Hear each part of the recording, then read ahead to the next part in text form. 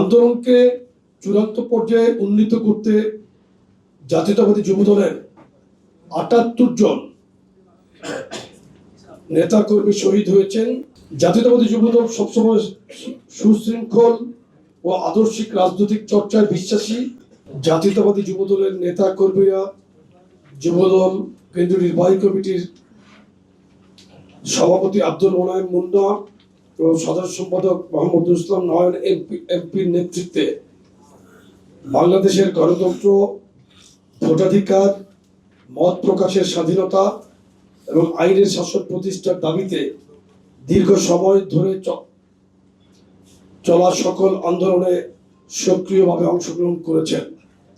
গণতান্ত্রিক ও শান্তিপূর্ণ কর্মসূচির মাধ্যমে জনগণের দাবি আদায় এবং একটি অংশগ্রহণমূলক রাজনৈতিক পরিবেশ প্রতিষ্ঠার আন্দোলনের বিভিন্ন পর্যায়ে যুবদলের নেতাকর্মীরা কেন্দ্রীয় কর্মসূচি অনুযায়ী জনমত গঠন, মিছিল, সমাবেশ, গণসংযোগের পাশাপাশি সাংগঠনিক কার্যক্রম পরিচালনায়ও ভূমিকা পালন করেন। এই আন্দোলনে অংশগ্রহণের কারণে আমাদের কয়েক শতাধিক নেতাকর্মী খুন ও পঙ্গুত্ব শিকার হয়েছেন। হাজার হাজার নেতাকর্মী গ্রেফতার, মামলা এবং বিভিন্ন ধরনের হয়রানির শিকার হন, যার ক্ষত অনেকেই এখনো বয়ে বেড়াচ্ছেন।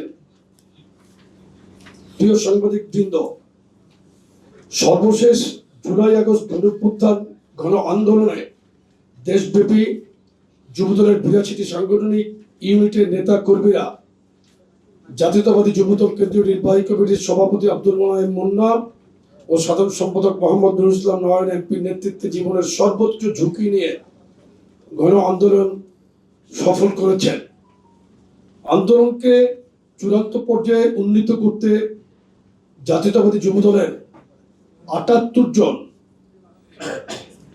নেতাকর্মী শহীদ হয়েছেন, শত শত নেতাকর্মী পঙ্গুত্ব বরণ করেছেন, হাজার হাজার নেতাকর্মী রক্তাক্ত হয়েছেন। জাতীয়তাবাদী যুবদল সবসময় সুশৃঙ্খল ও আদর্শিক রাজনৈতিক চর্চায় বিশ্বাসী এবং কোনো ধরনের বেআইনি, অনৈতিক ও সন্ত্রাসী কার্যকলাপকে প্রশ্রয় দেয় না। সংগঠনের আদর্শ পরিপন্থী কর্মকাণ্ডের প্রেক্ষাপটে জাতীয়তাবাদী যুবদল কেন্দ্রীয় নির্বাহী কমিটি কর্তৃক ইতিমধ্যে সারা বাংলাদেশে প্রায় ৩০০ জনের মতো নেতাকর্মীকে বহিষ্কার করার মাধ্যমে সাংগঠনিক শাস্তির আওতায় আনা হয়েছে।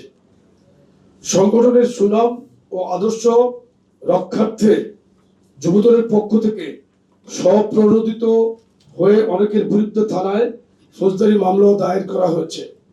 আলোচিত কিছু বিষয়ে দোষীদের বিরুদ্ধে দ্রুত ও যথাযথ আইনি ব্যবস্থা গ্রহণ করার জন্য আইন শৃঙ্খলা রক্ষাকারী বাহিনীর প্রতি আহ্বানও জানানো হয়েছে। আবার অধিকতর তদন্তের পর অনেকের সাংগঠনিক স্বাস্থ্যের সিদ্ধান্ত প্রত্যাহারও করা হয়েছে, যা সংগঠনের শৃঙ্খলা রক্ষার একটি নিয়মিত কার্যক্রম। জাতীয়তাবাদী যুবদল স্পষ্টভাবে জানিয়ে দিতে চায় যে কোনো ব্যক্তি কিংবা গোষ্ঠী সংগঠনের নাম ব্যবহার করে বেআইনি কর্মকাণ্ড চালানোর কোনো সুযোগ পাবে না। ভবিষ্যতে যাতে কেউ সংগঠনের সুনাম ক্ষুণ্ণ করতে না পারে সেজন্য জাতীয়তাবাদী যুবদল কঠোর নীতি গ্রহণ করেছে।